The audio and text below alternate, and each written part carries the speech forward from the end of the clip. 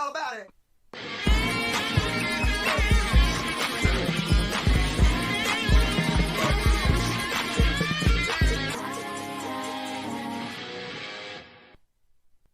That was real good. That was money, first of all. Let's do another. What is up, everyone? I am chrisknight, and you are watching The Real Review 3000 here with the weekly wrap-up. And yeah, we're doing two of them this week. Yeah, we're going to talk a little bit about last week, a little bit about this week. Just run through it real quick, and then I'll invite some of you guys on. We're going to do a Black Adam live trailer review reaction. I've already seen all these. People always want me to call them reactions. I just don't like calling them reactions because I watch them first so I can formulate an opinion about it, and then I go and I'll do it, which I still kind of react to it because, you know, once you've seen it once, it doesn't mean you've seen everything. Well, thank you very much, JJ. I thought you'd seen that. That's literally that's the first intro I had, just kind of remixed by No Way.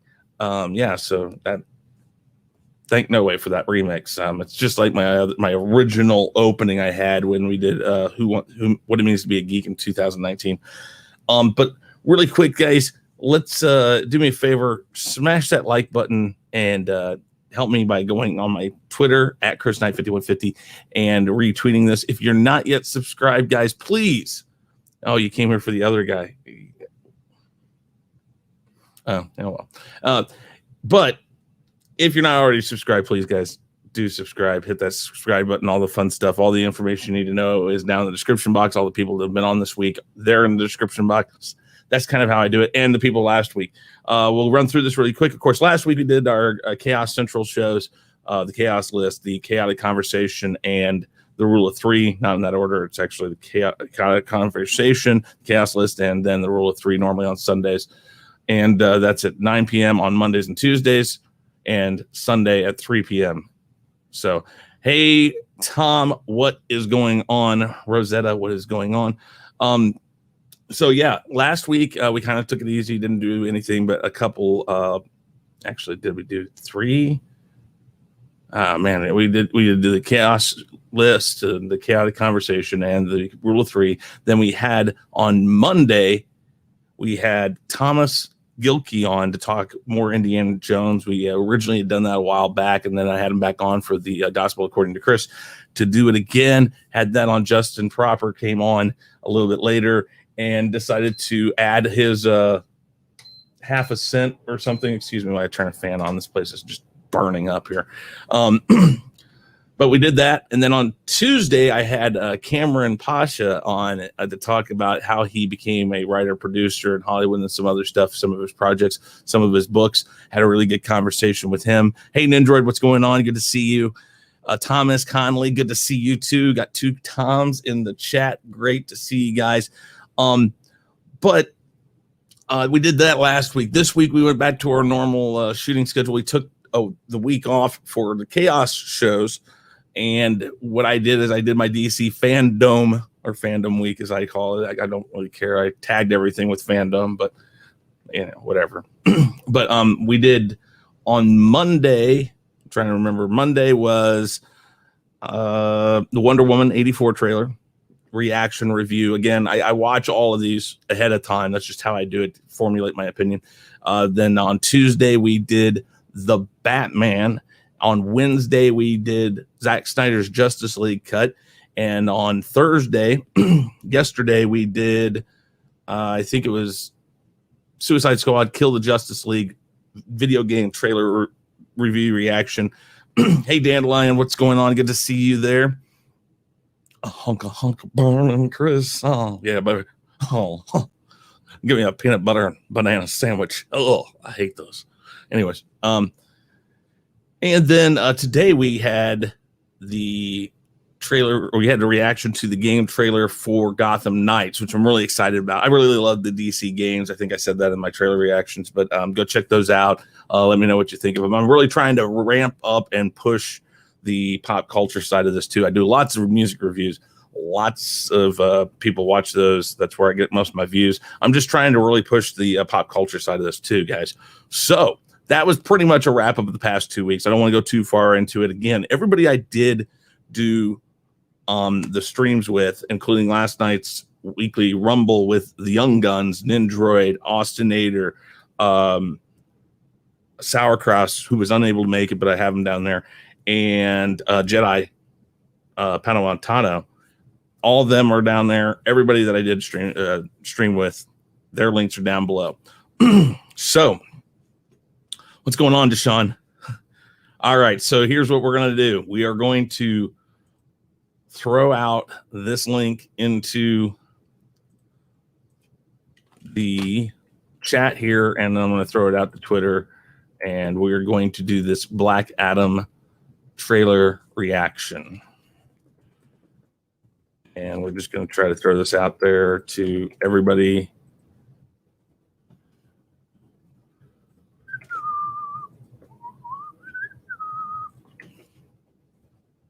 And if you want to jump in, by all means, come and jump in. We'll talk about it. We'll do all of this that we can. Give me just a second, guys, as I still throw them out to the chat, or the different chats that I'm in. Let's see here.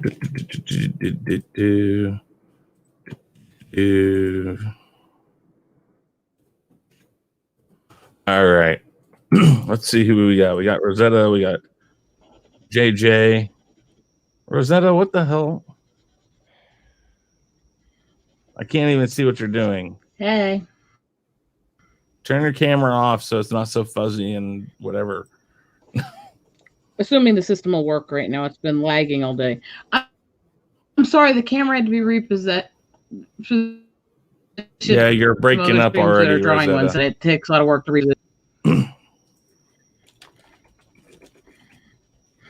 Wait to see if we can get some more takes people. A lot of time JJ, to how you doing? And have the time between different ones. I'm well, hopping then turn on. it off. Just turn it off. It'll also help your audio work better, because And you were just breaking up a little bit. No, I don't mean the camera. I mean the internet. Because the internet. Yes, that's what I was saying. But the oh, JJ, are you there? Yeah, I'm here.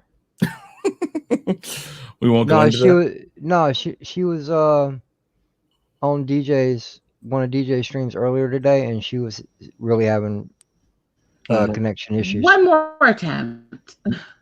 Yeah, it's still breaking up there. Hey, Angelus, if you want to jump in this, you can. Tom, Conley, Austinator, Nindroid, any of you guys. Tom, if you want to jump in also. I'm going to wait and see who else wants to jump in.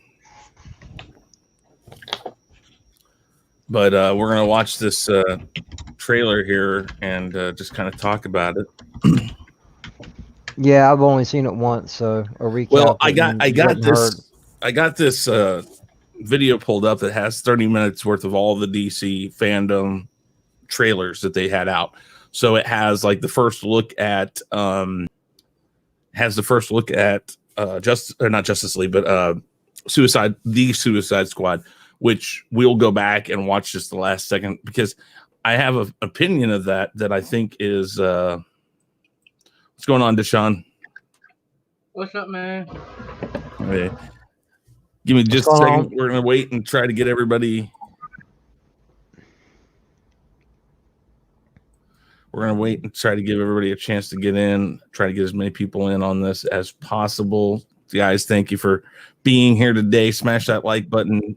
If you're not subscribed to me, please do subscribe to the channel. Also, if you're not following me on Twitter, I post everything that I do every day. Every video that I do post about it on my Twitter. It's a good way to know. Also on Instagram and also on Facebook. It's just kind of how I let people know what's going on. But how long you plan on going, Chris? It's just about an hour as usual. So we'll be going until about 6 o'clock. Okay. What's going on, Nindroid? Good to see you here. Nothing much. You might want to turn up your mic a little bit. It sounded a little soft there. All right.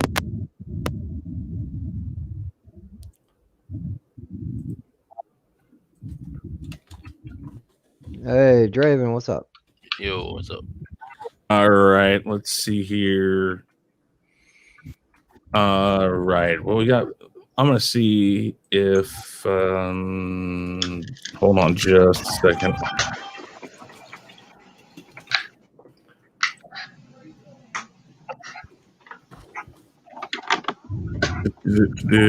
Trying to send this out to people. Well, I saw Tom in the chat. I was hoping Tom would jump in, but I know he's busy. He's probably got a stream he's going to go to here soon. We're also going to be on Marioki later on tonight, guys. If you want to check that out, that's over on Mary Mayhem's channel. HanStar, Tom, Rob, probably Anthony. Yeah, I was going to say Anthony. I think is going to be there. Andrew, of course. No, and I don't. Andrew ain't gonna be there tonight. Oh, he isn't. Okay, I thought. Yeah, he said that in the chat. Oh, I didn't see that yet. Yeah, shows you how much I pay attention. Yeah. Okay, well, we're gonna go ahead and start this. I got you guys here. That'll work. So here's the thing. This is gonna be all right, Rosetta. Are you gonna stick around? Oh, I hope so. I had to switch to my freaking phone because the mountain internet sucks. All right. Well, we'll see what happens. Hold on just a second. Let me tweet one more person here. And hello, guys. Okay. So this is what we're... Go ahead, Chris. Oh, I was just... Oh, and I forgot to share. No, it was a brain fart, so yeah, don't worry about it. Okay. I stopped it before it stunk. Okay. All right. I'm going to share it with the audio from StreamYard, so hopefully it'll be loud enough and everything. But let's go, and we're going to watch this right now. This has got the main one I think everybody's seen, and then a couple other small add-ons to it. So, guys, this is the Black Adam trailer, kind of teaser trailer they did. It's pretty cool animation, I'll say that. And Tommy and the Guinea Pig Collective, how you doing? Okay. So here we go, guys. If I can hit it. There we go. I've been waiting for this moment for a very long time. Full screen it. Oh, it is full screen. This is the one. This is the one that's going to change everything. He has a superhero's voice, doesn't he? This is Black Adam.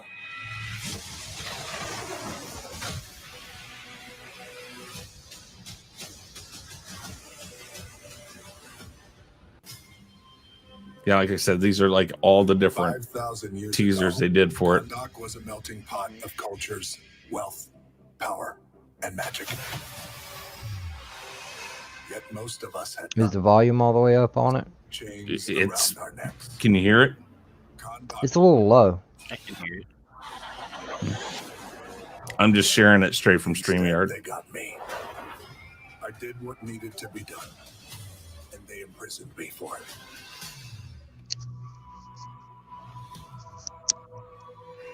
Now, 5,000 years later, I'm free, and I give you my word. No one will ever stop me again.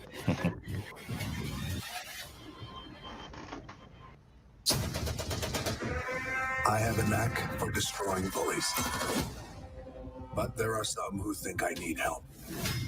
Hawkman, Dr. Fate, and their new recruits, Cyclone and Atom Smasher. They call themselves the Justice Society, an organization that believes in fighting for truth and justice. Well, I'm going to teach them that the only beliefs I fight for are mine. Welcome to Truth, Justice, and the Black Adam Way.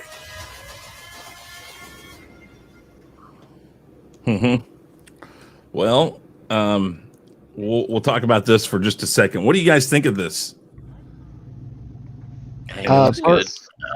Personally, it's interesting, but I didn't particularly care for the animation. I know times are kind of behind as far as productions for everything. Mhm. But if they were going to preview a trailer, they should have had some live action in it. Well, I don't think that they even started shooting on this. I think this is just kind of, hey guys, you guys have been talking about this for the past few months. We know you have because we teased about this back when we did Shazam. And here you go. And giving him a chance to do voiceovers, I think really helps. Well, I thought personally that I'm just saying, we all know Dwayne the Rock Johnson. We all know what he looks like, and I don't think the animation did him justice. well, It looked great. It looked think great it for was the that comic. It looked I great think for the it looks comic book, great. but I think it looks great for this, just because it's like, hey guys, we're gonna officially announce it. We have no other way of doing this but this, and they hired some people that did a really damn good job on this, on the look of it. Yeah. Probably and it's just a tease too. It's just like Yeah. a thing to kind of give you an idea of what it's going to be about, and then just kind of like get you thirsty for more. And then I feel like it's done all those things. Well, yeah, of course. But even though I haven't seen Shazam, with the Justice Society, shows it's not in modern day times because the Justice Society was before the Justice League. Yeah. So it might be interesting, but I'll have to reserve judgment until I see something more live action. It looked great, it sounded great, but I don't think it does the character justice, being the Rock behind it. It's his voice. Yeah, but I think that's all they could do right now. I understand Isn't all that that. worth something? No, I understand all that. Yeah. No. What? Yes, it is worth something. No, I mean, so the way I understand it is that Black Adam, this is an origin type story, and that in Shazam 2, which we've only heard bits and pieces about, he's going to have a cameo in it. And there's talk, and with the new deal that Henry Cavill has just recently signed for just cameos right now, I think they're still hammering out the deals for another movie at least, if not 2 or 3. But with him signing that, I believe that this has more weight now that the Black Adam and Superman is going to have a cameo in the next Shazam movie, which we've kind of heard was the tone it was going for. Yeah. But with this, it really makes me excited. Now, the only thing I could see as a downfall for the animation on this is it's so comic book inspired that people watching this might think we're going to get the comic book Black Adam, which we might get, but history would show us with comic book movies, you rarely get exactly that on screen. And so I think that this might be detrimental. So you don't want to let this linger too long. You're right with that, JJ, that this has to eventually go to a point where we need to get out there, start production, get a few. Hey, Rosetta. Yeah, I'm trying to figure it out. Okay, well, mute while you're doing that because I'm getting. I was already looking for that. Okay, well, I can mute you right now. Just put in the private chat when you got it figured out. Okay. Okay. All right. But I think the downfall is if they don't get to production and don't get like 2 or 3 scenes done really quick and something in quick CGI, you're going to have people hoping on this comic book movie. I mean, honest to God, I mean, hell, I would be okay with them doing like a short right now like that with him voicing over it, but like more animation, not just clips. Yeah. So I can see that. I felt like the teaser reminded me of like the old Newgrounds, like Flash animation kind of stuff, which is very nostalgic. And so for sure. Deshaun, what do you think? I like the trailer. I like how it went to like a more comic book style. I love the movie not go maybe based off the comic book, but I think the movie will be great. And then I like the trailer. Okay. I mean, I'm excited for this. So when I saw this, okay, so Sunday when I'm thinking about what I was going to do this week, I went through, I was watching all these, and I got to this one. I'm like, holy shit. I said, this is freaking awesome. And hold on here. Sorry, I had to answer. Yeah, it would be pretty epic, I think. But one of the other things I saw, this Black Adam one's, I think the one I'm waiting for. I'm really liking the Justice League redo, what I'm seeing so far. I don't know about you, Draven. Yeah, I didn't really like Justice League to begin with, but I'm happy that people with the Snyder Cut are getting that.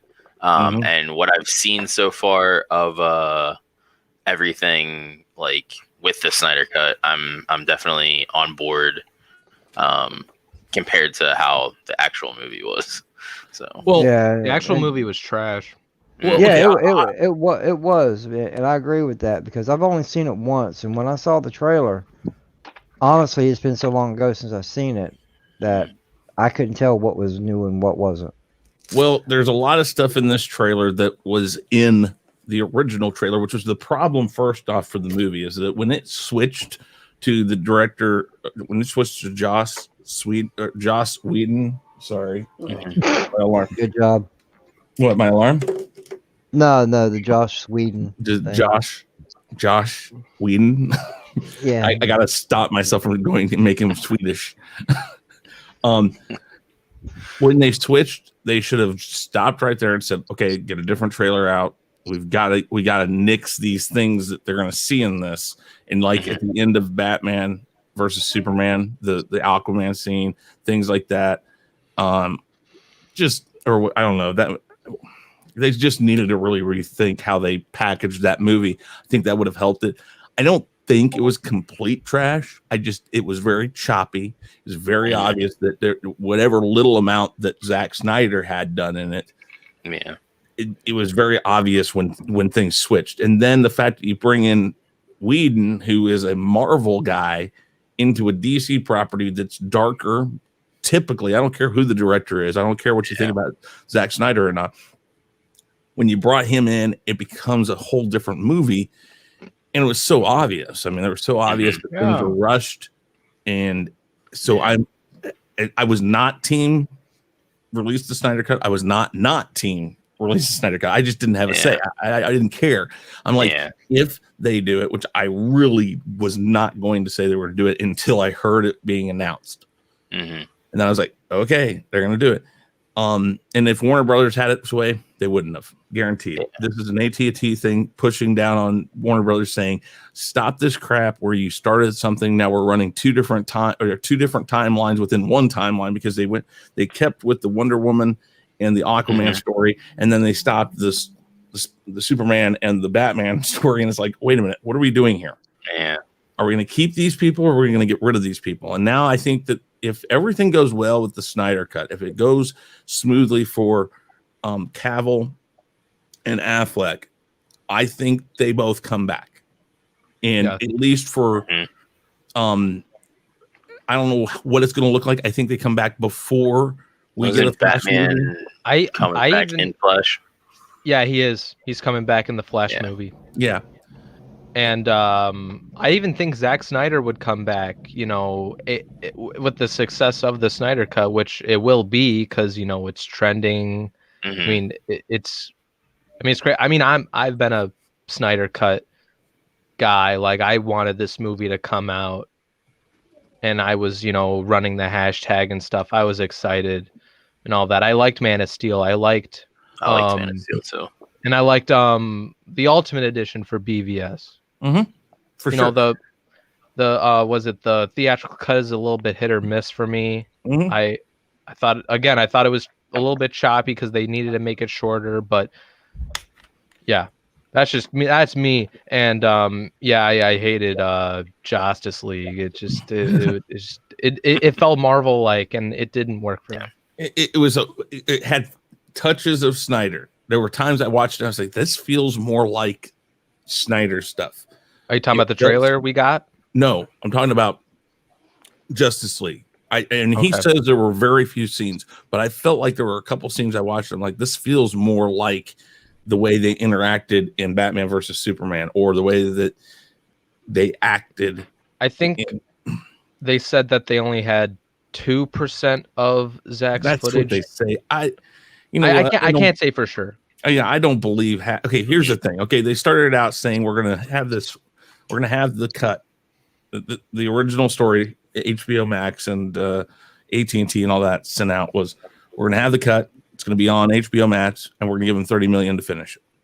That $30 million, I think I just heard recently, is up to 70 now, and now we have 4-hour miniseries. So originally it was supposed to be the movie, and his cut of the movie we got. And his stuff. Now I'm hearing they've scrapped every bit of Whedon's shots. Yes. Mm-hmm. So how the hell, if only 2% of this movie was used, are they going to get away with this for 60 or 70 million? No, this is going to be his 2-part epic in a 4-part miniseries. Well, guaranteed. Yeah. I think they had a bunch of footage. They just didn't use all that. They only used 2% of it. No, Zack Snyder, he had a ton of footage. Yeah, that's what I mean. Like for someone like me who was a part of the movement, I have Vero, and that's a social media site that he's been using for, some of the screenshots for Darkseid.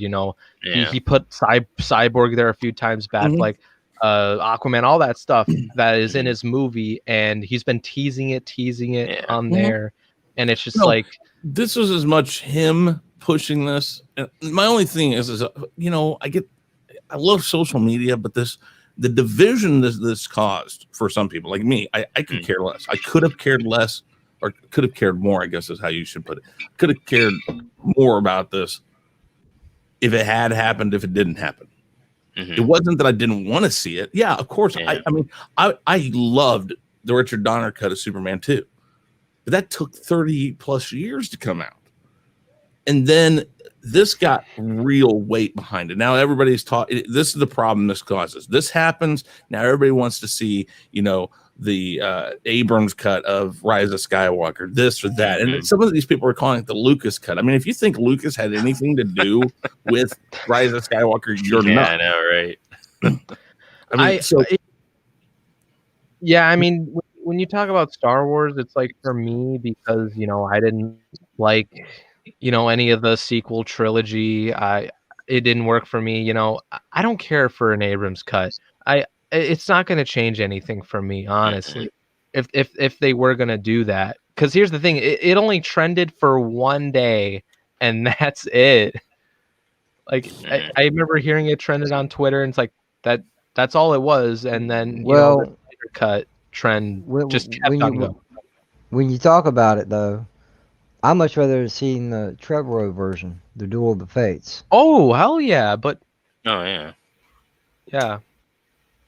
I think I personally think they should have just done two parts for the last trilogy, and they could have fixed everything in Last Jedi, and then kind of maybe flipped it around, see where we got. But we needed 2 parts for that. A whole part basically to retcon everything, and then, or they could just scrap it all and just start from fresh.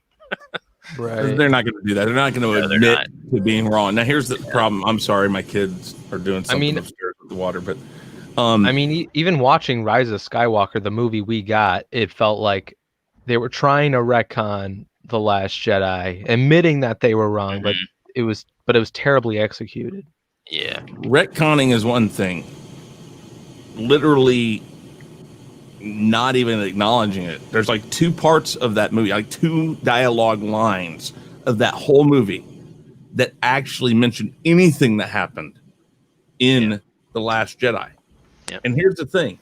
I don't think that the problem is The Last Jedi. Call it what you will. The problem was they didn't give us context for any of their movies. The first thing Disney should have done, and I've said this time and time again, is give us a one-off movie of our original characters and them going through. You can digitally de-age people. You could do it when they started this. It may not have looked great, but they proved with Rogue One what they could do with with that stuff, it would have been serviceable. Or you know what? You do an animated series before you start the Force Awakens, and you give us context to why is Luke the Luke we see in The Last Jedi. I don't disagree with it. I don't agree with it, because here's the thing. I, as a fan, made context for it myself. I'm like, okay, I guess I can see this, and I guess I can see this. He was always kind of a whiny little bitch who never wanted to listen to anybody and ran away from the things and didn't listen to his master, said, screw it, I'm going to go help my friends, which put him in a position that he shouldn't have been in. He was always doing things because he worried about it. He was worried about this person. He saw this, he saw them being hurt or whatnot. And whether or not they really were, he did something that was rash and it was irrational. And so it is in his context as a character to do something like this. But I don't know if it was right to do it the way they did it. But I made enough of a context in my mind that I made The Last Jedi work well enough. I don't think everything was lost. I just think by totally forgetting about it and acting like it doesn't happen, this is what happens. And this was the biggest problem with The Last Jedi is that you take the character development from The Force Awakens, what little there may have been, the character development that you gave Finn, that you gave Poe, that you gave Rey, and you basically break it back down to zero at the beginning of The Last Jedi. You make Finn and Poe more of a comic, like comedic relief characters. Rey goes into this dark place she doesn't have any reason to be in, and then you make it a chase movie for 2 hours, and it just basically it's a one-off in and of itself, just like The Force Awakens was. And then you come back and you try to make the Rise of Skywalker, and by doing that you come backwards and say, I'm going to attach this to The Force Awakens, not The Last Jedi. So it brings back the character development of Poe, Finn, and Rey from the first movie, but it's choppy. It's not even really a trilogy, truthfully. It is 3 one-offs. The first one and the third one work better together than the 3 of them. And then the problem is you get KK into this. Now, Kathleen Kennedy, and everything I've read and everything I've heard from people over in Hollywood and people attached to Disney, people attached to Lucasfilm, that I have some people I can talk to about this. They claim that Kathleen Kennedy was getting dailies, and what she was doing is say, reshoot it, I want it shot like this. So she was taking scenes that Abrams did and basically flipping it around. So if it didn't feature enough Rey, or if it didn't feature it the way she wanted to project it, it got reshot. What's going on, Tommy? Hey, what up, Tommy? Hey, real quick. Yeah, Chris, you're talking about the Rise of Skywalker, right? Yes. Okay, from also a couple of people's understandings, and I think I heard this over on Tom's channel or the main channel of Midnight's Edge, that at one point Abrams was in KK's office, and people at Lucasfilm have actually heard this, that he was pretty much hollering or getting upset or whatever, and pretty much says, won't you just fucking take my name off of it and just put directed and produced by Lucasfilm? Well, originally what I heard is like, fuck it, if you want to make the movie, you make the movie. That's the line I heard. Yeah, well, basically same context though. Yeah. And no, I've heard that from a couple of people I know, and then Tom and Midnight's Edge, I know they've said that a lot of these people, this was a mess, and I think again this is going to be. I hope Kathleen Kennedy gets the boot for it, but again, I watched my video about my evil dastardly plan that I talked about when Bob Iger talked about stepping back, and I don't know. I have my doubts. That she's going to be gone, Chris. No. Okay. You want to hear my dastardly deed? And I did this video several months ago, so this comes true. I talked about this before anybody else did. So guys, remember that. I said it today. I'm trying to push my pop culture stuff so I can get it up to where my music stuff's going. My music stuff, it makes its own views. I mean. That's great, but I like pop culture too. So here's the thing: when he stepped back, he's still in charge of the company. He is the chairman executive of the board. He is there, and it would take a literal act of God to get him out of that position. He changed his retirement date from sometime in 2022 or 2023 and moved it to the exact day that Kathleen Kennedy's contract ends. So he's going to step down completely, he says, when Kathleen Kennedy's contract is up. Here's my thought process. It is all lining up in chess. If you watch it as a chess game, it is all lining up for him on his last day and her last day of her contract to give her the position of Disney CEO. No, because that's already been filled after he steps down by Bob Chapek. No, here's the deal. Bob Chapek is just a figure holder right now. He's not but a placeholder. Yeah. If you look at this as a chess game, this is the pawn. He was moved in the position first. He was put there to take on the brunt of everybody hating everything that Disney's doing right now. And here's the thing. It only helps the case that we have the fluffy bunny disease right now. This is going to be as soon as this goes through, he's going to say Chapek's out. He doesn't get it. They might let him keep his amusement park job because that's what he knows. That's what he's known for years. That's who he is. He's an amusement guy. So it made no sense to put him in charge of this huge, massive group of Disney with the new Fox stuff and everything else, new projects coming out. All of this stuff. It makes no sense to give somebody who has no clue this job. And then Iger stepped back and said, I'm not a part of this anymore, and let it fall really quick. It happened really quick. And he said, well, I'm going to step back in. I'm going to hold your hand, which technically, in my opinion, means I'm going to shove my hand up your ass. You're now my puppet. And he put him there.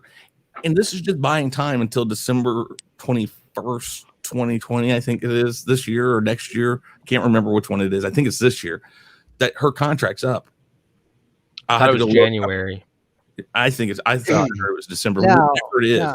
Now here's the question, because I've ran a business before, but I've never ran a business at that level. In other words, like chairman of the board, executives, or nothing like that.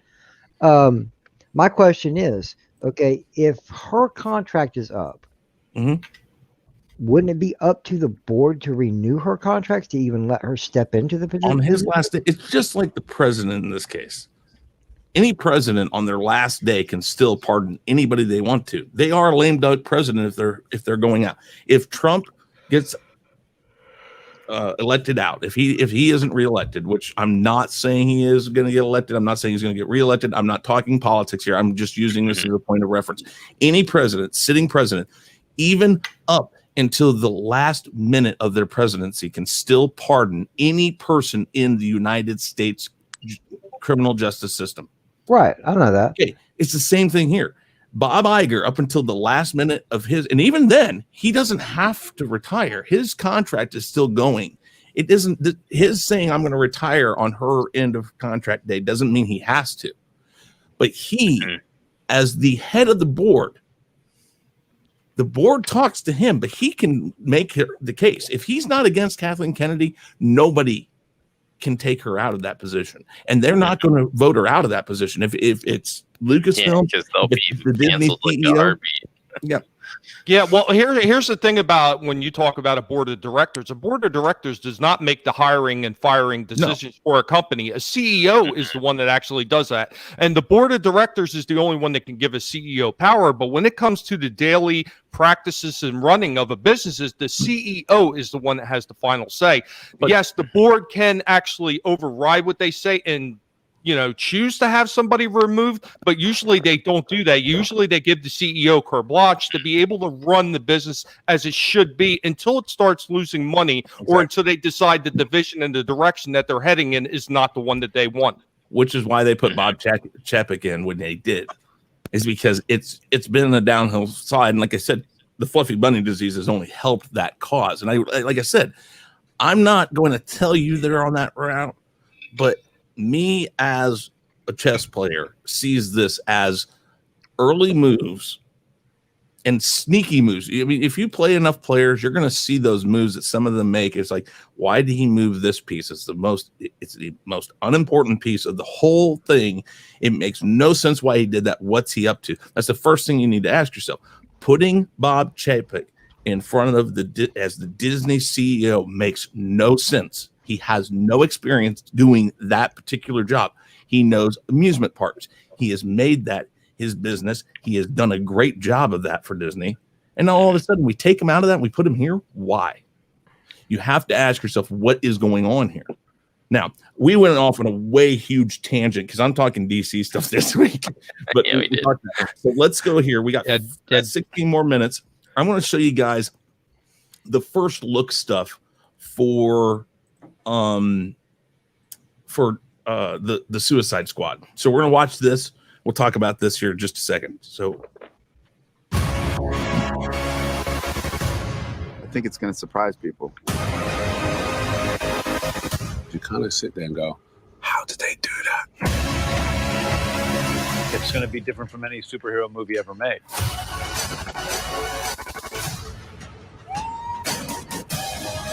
There's no one better in the world to direct the Suicide Squad than James Gunn. I was excited with an opportunity to be able to do the Suicide Squad in the way it could be done from my point of view. This one is completely unique. This is a gritty 1970s James Gunn doesn't war have an movie ego, obviously. combined with brilliance of James Gunn's characters and comedy. There's his name again. We need your director to set the vibe. Nobody else. The Suicide Squad is just a twisted fantasy of characters. Within each of our characters, there's a certain beauty within most of them. Some of them are just pretty crappy. Weasel. Be like a douchey Captain America. The guy who believes in peace at any cost, no matter how many people he needs to kill along the way. Okay, I got it. Don't ever settle back like you think you know where this is going, because you don't. As soon as you have some sense about what's about to happen next, James comes in. Everyone's exploding. Genitals, heads, arms, legs. It's like a big, massive... Did you just say genitals? Yes, he did. Yes. This is by far the biggest movie I've ever made. I don't think that you I know just- what to expect. Did you see the King Shark Surprised thing? at some of the things they're putting This in has this. been Some of the truly characters they're putting in this movie. Greatest, most exciting And journey Pete of my life. Davidson. I mean, this making is this interesting film. stuff that we got some of these actors in this. That was great. All right, so just a second. I think this movie actually turned JJ off because they're mean to the You know peen. the deal. All right, hold on just a second. Complete the mission, you got 10 Got years this off your part too. sentence. Welcome Task Force X. These are your brothers and sisters for the next few days. Run away from the pain, I don't care. 'Cause I think I need some guiding. No, the truth don't stand a chance. Old man, something back again. You freaking should look. Right. Polka Dot Man, for real? Yep. Oh yeah.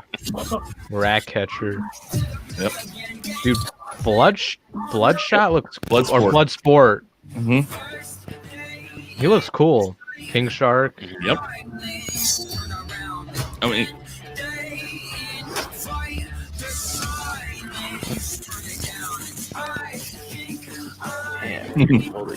The Thinker. That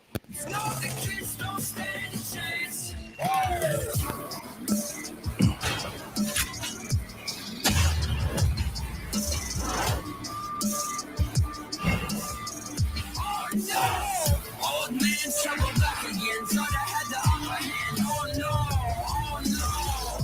I'm back to the back again. Getting on my pants like, oh no, oh no. Old man, trouble back again. Thought I had the upper hand. Oh no, oh no. I'm back to the back again. Oh no.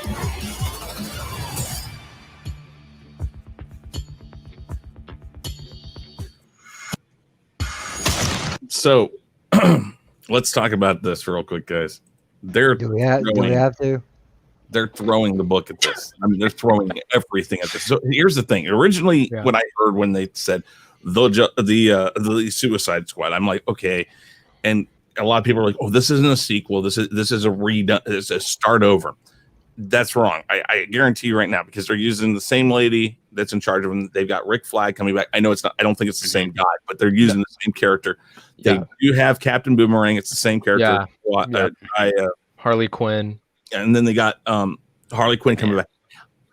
And originally we heard, that Will Smith wasn't going to come back for whatever reason. And the more I've read about this, it's not because he didn't want to. It's because they wanted to throw out some of the other characters and show you that the Suicide Squad is not just those people. It is all of the bad guys we know.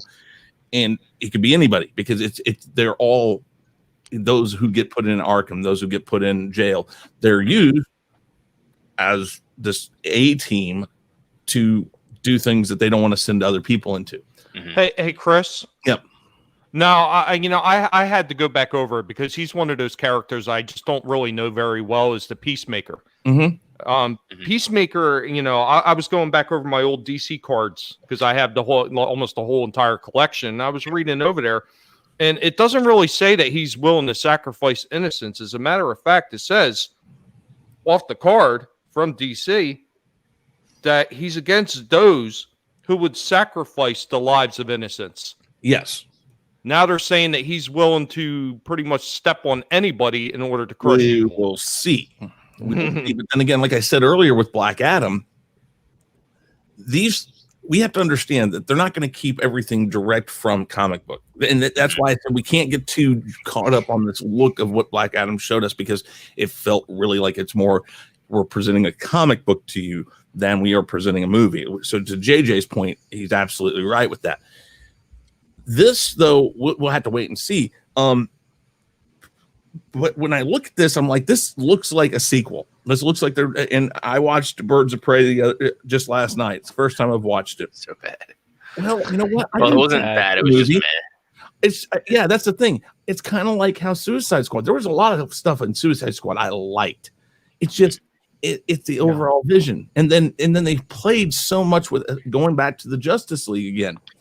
They played so much on stuff that was in the trailer, and then you find out after the movie comes out, and then they talk about it. They're like, "Oh yeah, we threw a whole bunch of stuff in there that was just on the cutting room floor. We weren't going to show that to you anyways." It's like, how dare you show us more Joker stuff? As much as I hate the Joker, the look, the concept of it in that movie, I still like the Joker. I don't think he was horrible. I just didn't like the look per se. If they had changed his look, I probably would have accepted the way he played the character more. But when they did that, it's like, what the hell are you guys doing? There was so much that the Suicide Squad could have done. And I would love to see maybe a director's cut of that.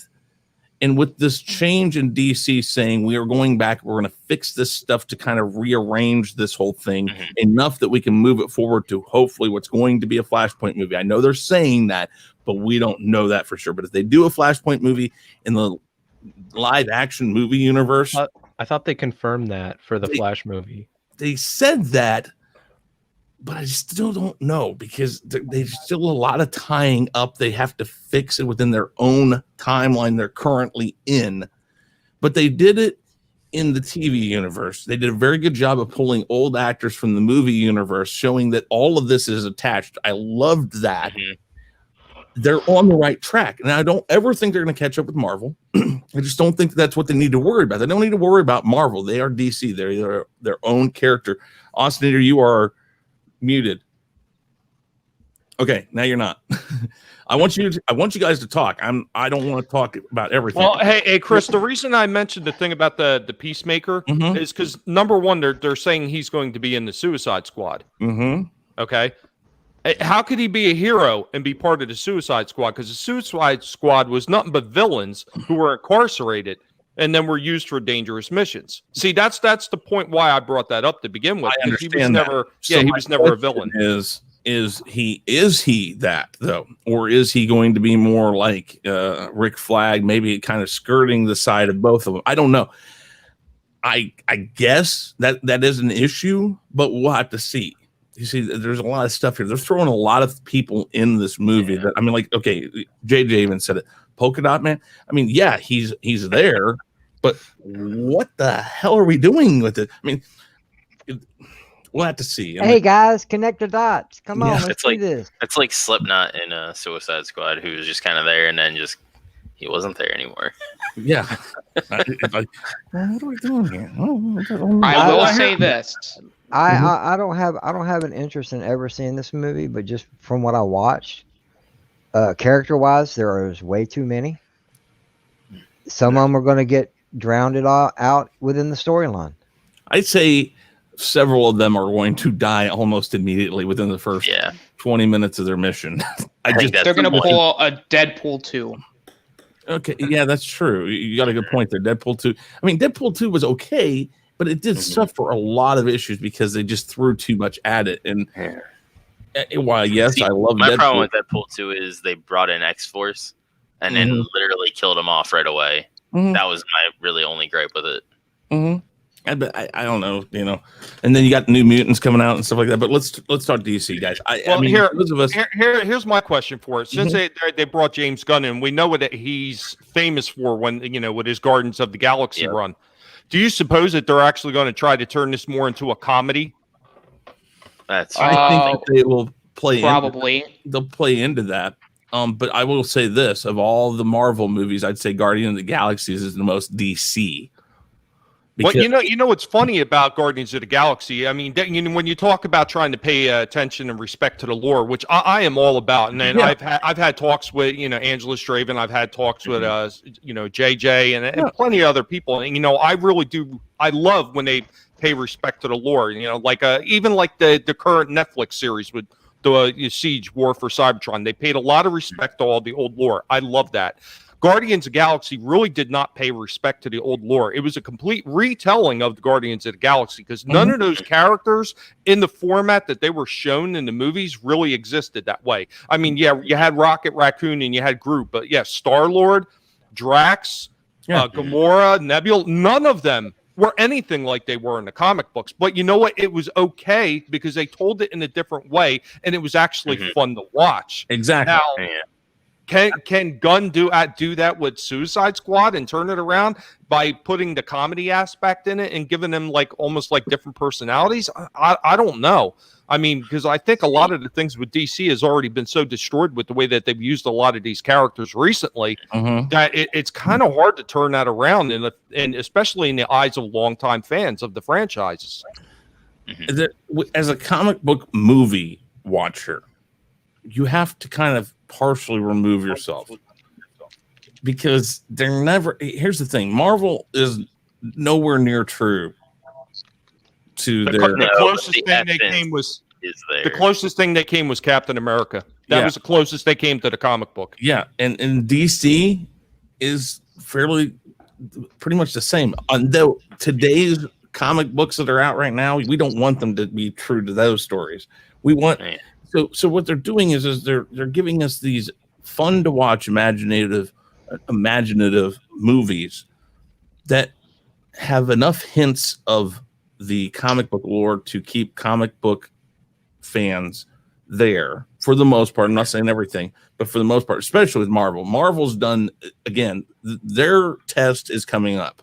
What are they going to do? Because they're taking one thing. All new, all different. Which is Thor: Love and Thunder. They're taking a comic book version from the shelves that didn't sell well, that nobody really cared about, and they killed the character off. Hopefully it's a one and done, and they kill her off like they did in the comic books, and she dies of cancer or whatever, and we're done with this. Hopefully that's how this works. I'll deal with it if that's what they're going to do. But they give us enough that comic book diehards, which I will admit, I am not an absolute diehard. I know enough about the stuff. I love the comic books, but I am a fan of the characters, not so much the comic books. Because if you follow the comic books, guys, you have to follow a timeline. You pick your favorite grouping because there's tons of different ones out there. There's tons of different lines. There's lines where Bruce Wayne's dead and he's not Batman. There's lines where you have different Robins, and I like to take a mishmash of all of that, all of the animated universe, all of the movie universe, and just enjoy it. I'm like JJ, like what he says. I like to enjoy what I see. As long as it gives me enough of all of this stuff that I like, I can deal with it. Hey, Chris, one of the things that I've heard a lot of people talk about, and they said, you can't shoot a movie in the same format as a comic book. And you know what? I'm going to call absolute bullshit on that. Yeah, I don't. If you look at Frank Miller, with some of the movies that he's done. Now he's done what? Sin City 1 and 2. Both were almost exactly like the comic books. He did 300, which was exactly like the comic book version. Yeah, granted, I have my problems with 300 because, as we all know, the comic book was not historically accurate, not even close. But if you're talking about a play-by-play from the comic book, it was done almost exactly like the comic book. And it can be done like the comic book. And Watchmen, too. And look how well most of those all did when they actually followed the script. You can do it and sell it to an audience and it be well received. I just don't understand why they don't take more of that approach to it, because the stories are all there. It's all laid out for them. It's just like when they go into a movie and they create a storyboard. It's the same thing. Because here's the deal. They're trying to do something that is rarely done, which is mass appeal. It's let's bring in people that know nothing. Okay, let me give you an example. I go to this one a lot. Star Trek. Star Trek did it like the best of any movie franchise ever, and I'm talking about the original movies. They show you Star Trek, the motion picture, just enough of a rehash of who these characters are, where like you're introducing them as brand new characters to people who have never watched Star Trek before. But to the people who are true to the original 60s series, who watched the, I think, 3 seasons they had of it, it was enough there to say, okay, I don't have to sit through a whole new telling of who these people are. I get the storyline in there. It was enough to keep the fans of the original concept there.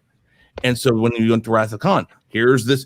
Guys, you Star Trek fans know who Khan is, but to those of you who don't, we're going to tell you all about him again, but just in enough way that us fans of Star Trek, the series, were able to watch it and not get bored with it. It is this perfect mix of, I'm going to give enough to the comic book junkies, I'm going to give enough to the newbies, and I'm going to find this medium that tells enough of this for everybody. And that's what Marvel's done.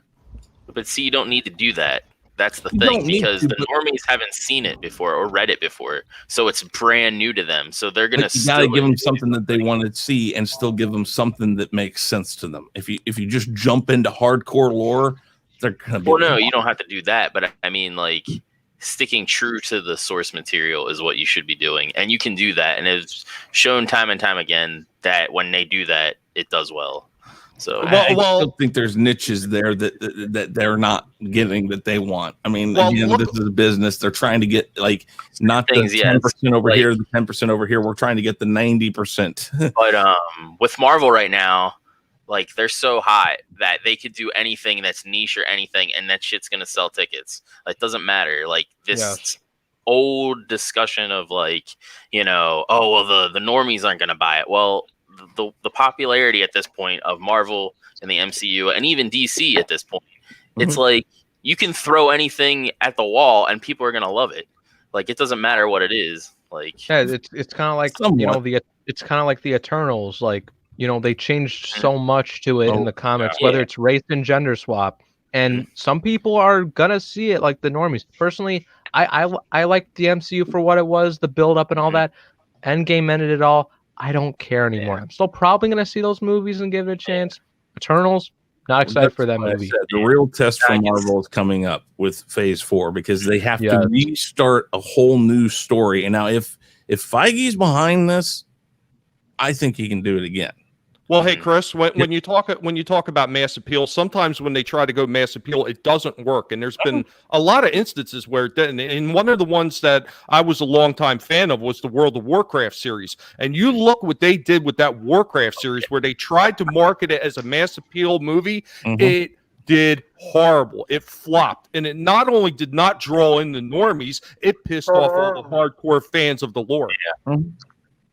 I enjoyed it because it was to see like the world come to life, but story-wise, CGI and the backdrops, amazing. Yeah, story, amazing, but story terrible. No, I mean that's why I said the main. Okay, so here there's two things with DC and Marvel. One, Marvel has to prove they can do it again. They have to prove we're going to start from scratch. Yes, we're going to have remnants from the first 10 years. We're going to have remnants of that we have to incorporate into a new story, new baddie, whoever. We got to mix this up. That's what the whole.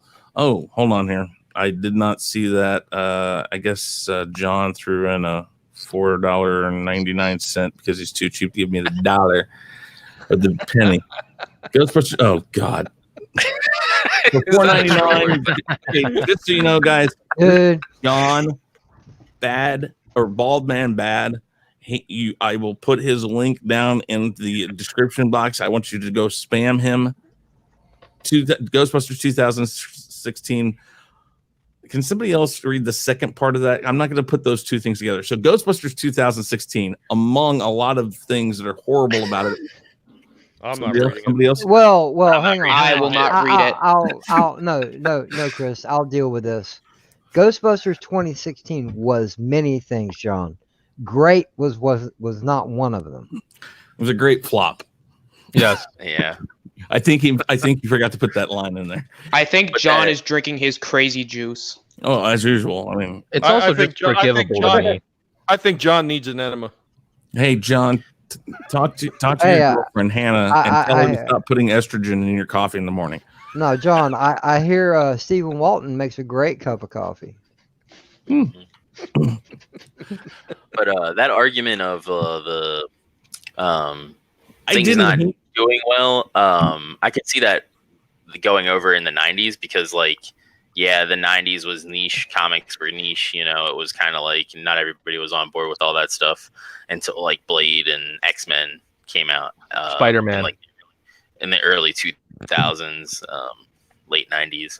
But I think especially Sam Raimi's Spider-Man. I think that's what really started to spark. Yeah. Rosetta says for $5, Chris is always wrong, which is a lie. She doesn't know what she's talking about. I'm always right. My ego tells me that. The only person more wrong than Chris would be John. Ghostbusters 2016 is like a dental drill to the temples. Except that I didn't hate Ghostbusters 2016. If they had done anything other than called Ghostbusters, I would have been okay with it, with parts of it. I think they used too much stuff in there. They used crude humor, not funny humor. It wasn't Ghostbusters. If you called it anything else and the concept was there, that's fine. But it wasn't Ghostbusters. It wasn't. Well, even when they did the cartoon, Chris, they called it the real Ghostbusters because it wasn't exactly the same as the original movies. Yeah. Well, also there was two Ghostbusters cartoons. Yes, and they were just called Ghostbusters or Ghostbusters. No, it was the real Ghostbusters and then Extreme Ghostbusters. Now, does anybody know why it was called the real Ghostbusters? Because there was an original cartoon called Just Ghostbusters, and they had to rename it or change the name. So, a guy that I have on my channel occasionally, his name is John Celestri. Shout out to John Celestri. He's a great guy. Check him out. He's getting ready to release kids comic, but I would really suggest going and backing him. This guy was originally with Filmation. Now, if you guys know Filmation, He-Man, She-Ra, the original She-Ra, all of that was Filmation. He was high up in that. So he also drew Boba Fett for the holiday special. Laugh about it, whatever. But he drew Boba Fett. The first vision of Boba Fett we ever got. Mm-hmm. Yes. His John vision. Celestri. Yes. It's his drawing. So I have that drawing upstairs. When I get my place done, I will have it up on the wall. But I mean, that stuff's cool, even as a career. Like, laugh about the holiday stuff all you want. I mean, John Celestri, I have a copy of the holiday special. Oh, I do too. John Celestri, though, told me flat out. He said Filmation owned the rights to the Ghostbusters, the cartoon, and it was called Ghostbusters. Well, what's funny is it didn't do that well. So when Ghostbusters wanted to do an animation version, they were afraid that Filmation was going to play off of it and say, okay, that they paid for the name when they made the movie. They paid to use the name Ghostbusters. They could have done the cartoon under Ghostbusters, but they wanted people to know that it was the real Ghostbusters, and that's why they put real in it. And Rosetta says for $2. I'm always right. Love you, bro. Very good. Thank you. Appreciate it. Oh, I wanted to throw this out real quick. I just want to pay respects to the creator of Scooby Doo. They just recently passed away. That's true. Thank you. Wow. Okay, guys. So this wraps up my. Before, yeah, go ahead, Austinator. I was gonna say I wanted to go back to Suicide Squad because I didn't get a chance to say this. Go ahead. But there's no Jared Leto. There's no Joker. I will give this movie a chance, just as long as they don't make it Harley Quinn the movie like they did Birds of Prey. I will enjoy it. There's that. And also, I just want to say this: I think Joker is overrated for the simple fact that they keep. Now, here's what I'm saying: they keep Phantom Zone. Wait, like overall or in the suicide? No, what night? Overall, come back, Austinator, make your you case. think Joker's an overall? Now, I think he's a great villain. The reason why he's overrated is because they overdo him. But that's what makes him great. I think they overdo him sometimes. They're not happy. No, Tommy. Oh. As a character, he's great, but it's time to cool off with him for a little bit. He just got a standalone movie. Do we really need to see him in another film at this rate? If he's done right, I think. Listen, I'm not okay. Heath Ledger is not my number one, but with Heath Ledger, when he did it, he revitalized the character again. If you have the right person in, like for instance, every time Mark Hamill voices him, it's pure euphoria for me. It's chilling. Yes. Yeah. Kevin Conroy. When you get Kevin Conroy, depending on who gets called first, this is what they both say. If I get a phone call, hey, we got a new Batman movie, cartoon movie we're doing, or animated movie we're doing. We want you to come and do Batman. You know what the first thing that Kevin Conroy asks? Is Mark on board? Because if Joker's in the movie, he wants Mark to do it. Yep. Mark gets a phone call. Hey, we're doing a new animated Batman movie. You want to come in on it? Is Kevin doing Batman? That's the first thing they always ask. That's what I heard Mark say on an interview. Yeah, it's the first thing they ask. So that's magic. Well, like Actually, speaking of, Kevin I was gonna say, speaking of what is it, Heath Ledger's Joker? I liked Heath Ledger's The Joker. Like I think, but it's not comic book accurate. It's the Nolan trilogy. It's more grounded. The closest thing we see the comic book accurate is in the animated. I would say the closest thing was the original series with Adam West. Yeah, really. And Jack Nicholson, he played off of Cesar Romero. He took Cesar Romero and made him I guess more violent. Yeah. He's still funny, and I love Nicholson's my favorite hands down. And I think that's because of what you said there. Is it kind of reminds me a little of Cesar Romero, but adds a tinge of he's dangerous. I mean, the line of Gun Bob takes it, boom, kills Bob, his right hand man. Just screw it. Yeah, that's devil may care. And yeah. Nicholson is my favorite Joker as far as the character goes, but a very close second is Heath Ledger. Because the whole Nolan series, it's completely different than what we know, but that's what it was meant to be. It was a reimagining of characters we already knew. And I thought the story was brilliant. The first two. Wasn't a big fan of the Bane one. Yeah, same. Yeah.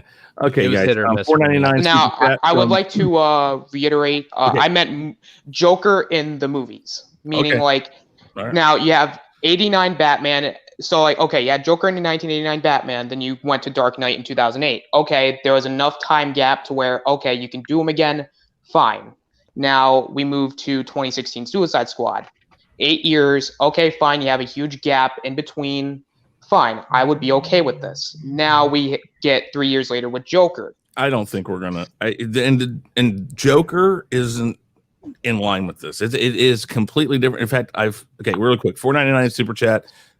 John says, "Yeah, too much Batman. What an awful arguments or what awful arguments." Okay, John, I know. Hey, Austinator, when you talk about the Batman the movies, I think you're missing one.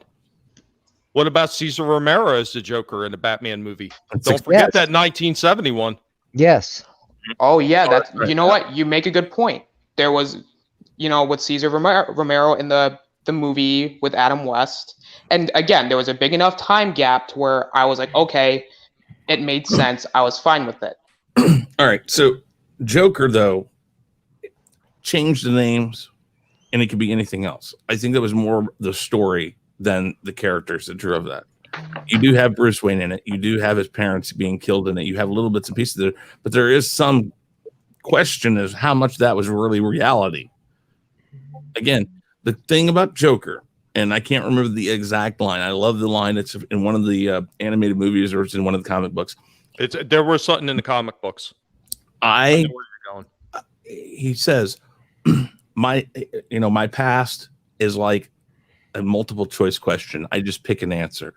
He literally admits it either in one of the animated movies or in one of the comic books that he doesn't even really know what's real about his past. He just tells stories about his past, and it might be real, it might not. I love keeping that open.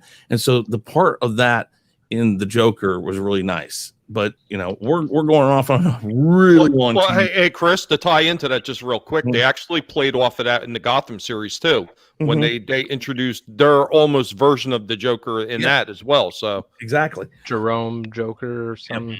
I never saw the show. Jerome and Jeremiah. If you haven't seen Gotham, watch it, because for villains, it does a lot of them right. I did hear that. Yeah, it absolutely does a lot of them very well. I mean, there's a few that are just absolutely horrible, but that's like anything else. Rosetta for $5. Chris pontificating is so sad. I love you, bro. Got to still try to fix internet. Stay out of trouble for 5 minutes. I'd be impressed. Okay. Austinator, you had something to say. I'm going to let Austinator go. Then Deshaun, I will let you go. And then we got to wrap this up. Now, where I was going to get to is that I just want to see more of Batman's rogues gallery get more attention rather than Joker. That's what I mean. It's like, I love the Joker, but I want to see maybe Clayface get a movie with that. Or like maybe you can have maybe do another Mr. Freeze or Poison Ivy or Hush. Well, Mr. Freeze is going to be in if you throw the games in, they throw a lot more of the characters in there, and I like that. But I mean, yeah, you're right. They could go back. I like what 14 here says. At the Real Review 3000, we need Joker Point, where the Joker goes back in time and opens up the Joker multiverse. Okay, let's do this right. The Joker that would be cool. Multiverse. All right, guys, I do have to wrap this up. Thank you guys for coming on. This wraps up my DC fandom week. So I really want to thank everybody who did watch the reviews and reactions that I put up. If you guys haven't watched them, please go back and watch them. And thank you, everybody that was in the chat today. We had a great conversation with you guys too. I want to thank all of you for jumping in on this.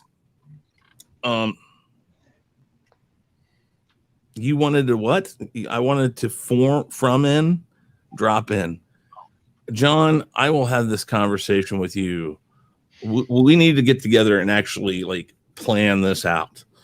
We'll talk this stuff out together sometime. We got to talk about that. But it sounds like the gospel according to Chris. I think so.